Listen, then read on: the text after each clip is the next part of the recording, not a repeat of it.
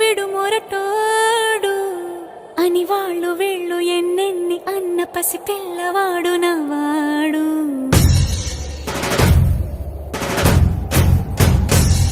విడు ముండోడు అని ఊరు వాడ అనుకున్న గాని మహారాజు నాకు నవ్వాడు.